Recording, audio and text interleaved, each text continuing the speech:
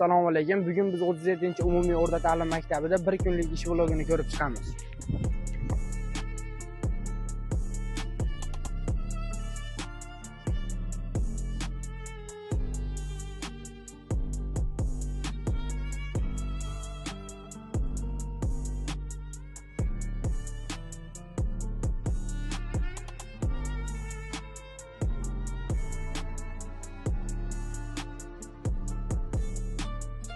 Hozir o'quvchilarga bo'lgan sharoitlarni, maktab issiqligini tekshirib ko'ramiz.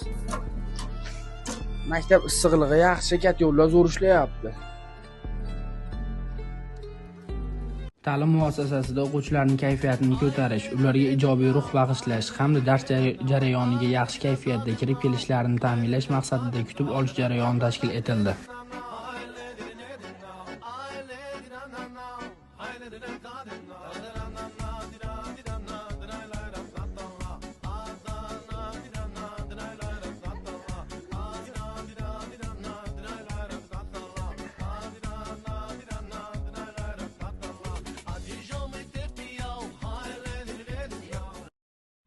Dars jarayonlari davomida o'quvchilarga berilayotgan bilimlar darajasi o'rganib, tahlil qilindi.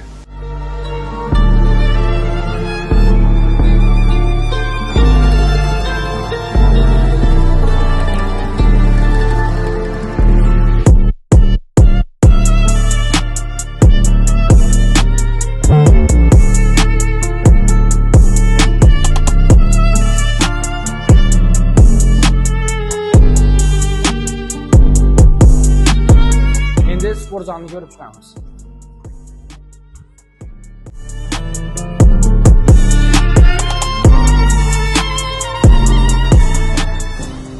O'qituvchilar o'rtasida zakovatli bellashuv o'tkazilmoqda. Maqsad jamoada do'stlik, o'zaro hurmat hamda mehr-oqibat muhitini mustahkamlashdir.